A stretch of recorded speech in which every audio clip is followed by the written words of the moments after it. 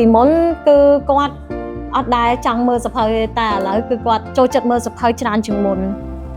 ហើយនឹងគាត់ក្លាហានជាងមុនចាជំរាបសួរលោកគ្រូខ្ញុំមានឈ្មោះមាសរតនាជាម្ដាយរបស់ LIGE និង LIGE កូនខ្ញុំទាំងពីរនេះរៀននៅសាលា AII សាខាតួសកែនេះគឺរយៈពេលកន្លះឆ្នាំហើយលោកគ្រូមូលហេតុដែលខ្ញុំជ្រើសរើសយកសាខានេះដោយសារតែកូនរបស់ខ្ញុំគឺគាត់ចូលចិត្តសាលាហើយការបង្រៀនគឺ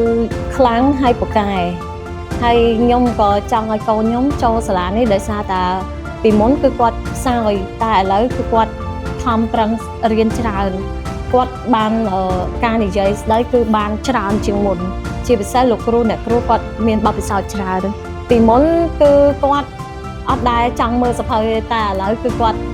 ចូលចិត្តមើលសភៅច្រើនជាងមុនហើយនឹងគាត់ក្លាហានជាងមុន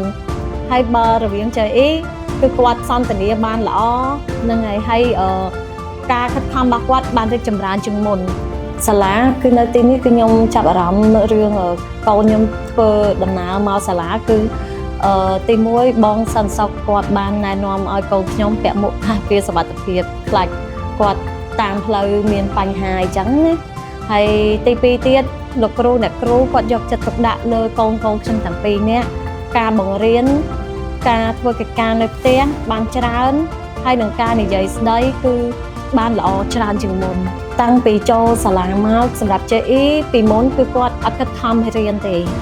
តែពេលដែលចូលសាលា AII មកគឺគាត់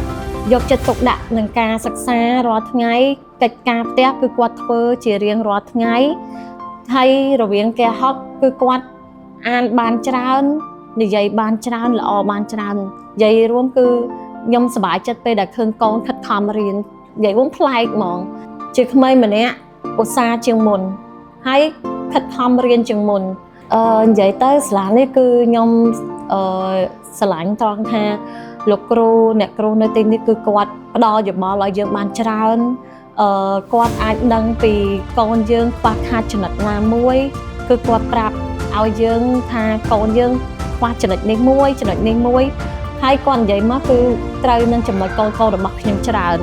ចឹងហើយបើខ្ញុំទុកចិត្តនៅសាលានេះគឺខ្ញុំឲ្យកូនមករៀននៅសាលានេះតាំងពីញ៉ាចាក្នុងនាមខ្ញុំជាមេដាសិស្សខ្ញុំសូមណែនាំគឺសាលា AII មានកម្មវិធីច្រើនដែលជួយឲ្យកូនយើងឆាប់ចេះនិយាយហើយនឹងការខិតខំរៀនគឺល្អបំផុតអញ្ចឹងខ្ញុំសូមឲ្យម៉ាក់ប៉ាទាំងអស់អាចជ្រើសរើសនៅសាលា AII បាន